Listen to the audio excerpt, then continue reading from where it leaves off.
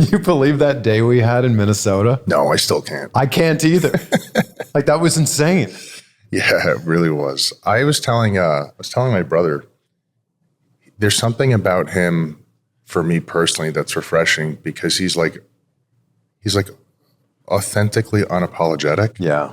And especially like with media nowadays, being in front of a camera is sometimes for a lot of people like walking through a minefield.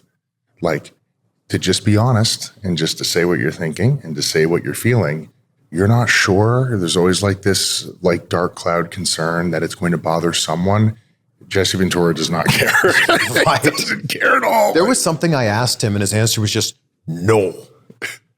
And then he stared at me and I'm like, all right. That's Jesse Ventura. What was amazing about that is his son set this up. Mm-hmm. His son was the one who set all of this up, Tyrell. And he was basically like, wait a second, if Raw's in town, is Karrion Kross on Raw? Then we put the pieces, Karrion Kross is on Raw. So then I reached out to you. I'm like, any chance you're going to be in St. Paul, Minnesota? Because I'm interviewing Jesse Ventura. And you're like, yeah, I'm going to be there. I'm like, do you want to come with me to this Jesse Ventura interview? You're like, 1,000%. And then what was so funny is I picked you up from your hotel that morning. You're like, what are we doing? And I'm like, I don't know. I don't even know how this is going to go. I don't know.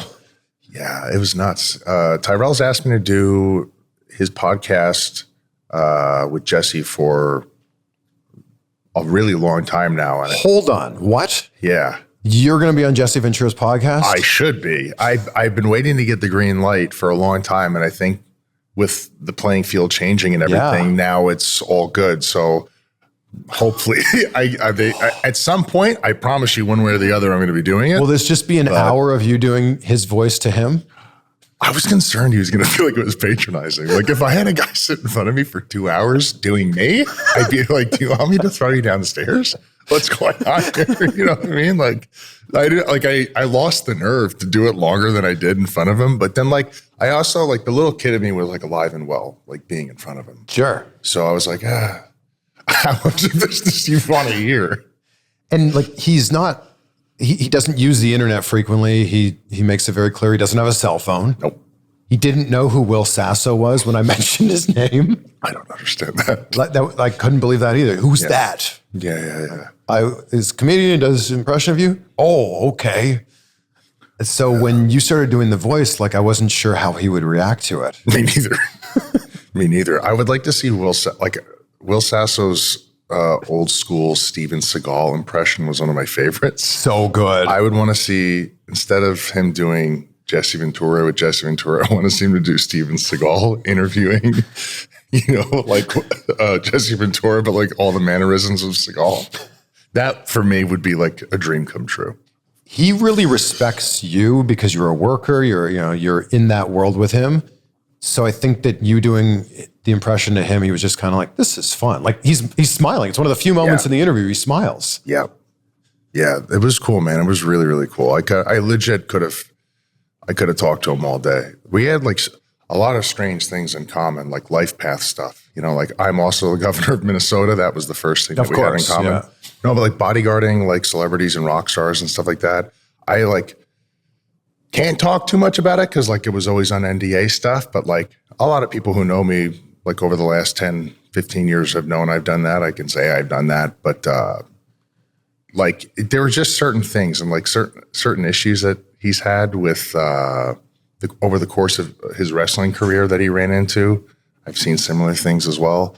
So I don't know, just his approach to life and the way he observes politics, philosophy, all of that stuff. I really relate a lot with that. He's not somebody you can put into a fixed small box. And I've always felt like that since I was a kid. I've always had a contrast of opinions that I've never really felt like I kind of belonged in one particular thing. And when I was young, that drove me insane.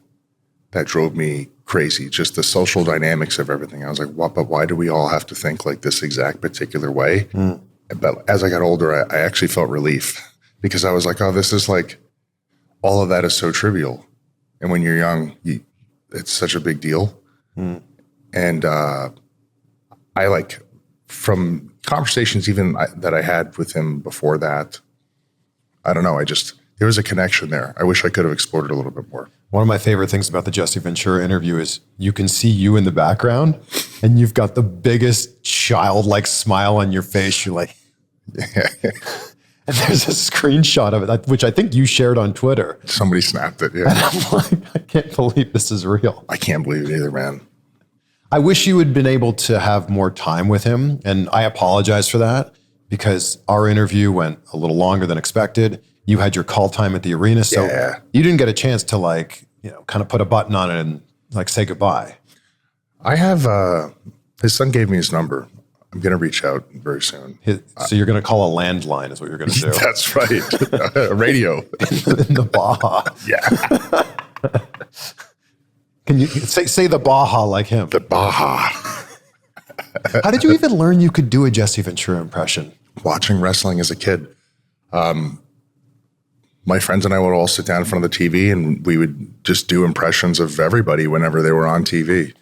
And it was just like a thing we put into practice just to pop each other in the room. And it was something we were always able to do. I've always notoriously been the guy with my close friends, if you happen to not pick up my call, you're getting an insane voicemail from somebody. It might be Macho Man. It might be Jesse Ventura. It might be, I don't know. It's not planned. It's just there. You know what I mean? So Paul London could tell everybody about that. He probably has voicemails of mine saved over the last 10 years.